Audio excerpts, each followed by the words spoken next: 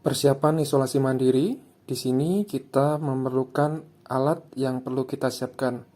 Yang pertama adalah termometer, yang kedua adalah oximeter, yang ketiga adalah hand sanitizer, yang keempat adalah cek gula darah, yang kelima adalah tensimeter. Selamat pagi, Bapak Ibu Saudara. Jumpa lagi dengan saya, Dr. Sostenes. Salam sehat untuk kita semua. Setelah kita mengetahui alat-alat yang perlu dipersiapkan dalam isolasi mandiri, yang pertama ada termometer, yang kedua ada oximeter, yang ketiga ada hand sanitizer, yang keempat ada cek gula darah, yang kelima ada tensimeter. Kelima alat ini minimal hal yang perlu dipersiapkan dalam isolasi mandiri, di mana isolasi mandiri di sini dilakukan bila Bapak Ibu Saudara mengalami tanpa gejala dan bergejala ringan dan positif COVID-19, di mana isolasi mandiri ini berjalan selama minimal 10 hari. Kenapa 10 hari? Dikarenakan virus dapat masih menular atau kultur virus positif pada hari sampai dengan hari ke-8. Jadi minimal isolasi mandiri dilakukan selama 10 hari. Jadi yang pertama tadi, alat pertama adalah termometer. Dengan termometer kita dapat mengetahui suhu kita sewaktu-waktu.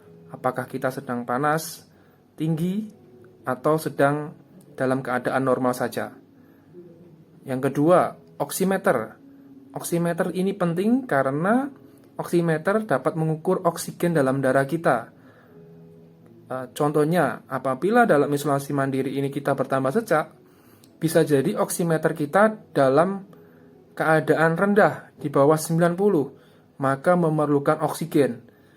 Nah, oximeter juga mempengaruhi kita mengambil keputusan apakah kita harus isolasi di rumah sakit, karena kalau oximeter di bawah 90 dan keadaan sesak terus-menerus, maka diperlukan pengawasan khusus dan masuk kategori sedang sampai dengan berat. Yang ketiga, ada hand sanitizer. Tentu dalam isolasi mandiri kita terus menjaga kebersihan kita, tetap memakai masker, menjaga jarak, dan mencuci tangan dengan sabun atau hand sanitizer.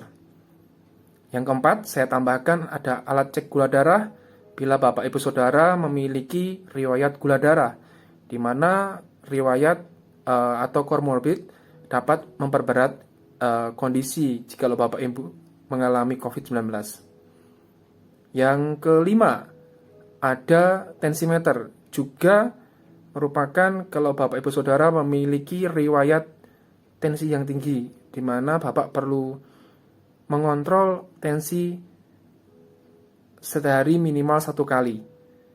Saya sarankan jikalau di rumah tidak ada tensimeter raksa maupun jarum, dapat menggunakan tensimeter digital, namun baterai harus sering diganti. Kalau tidak sering diganti, maka pengukuran bisa tidak menjadi valid.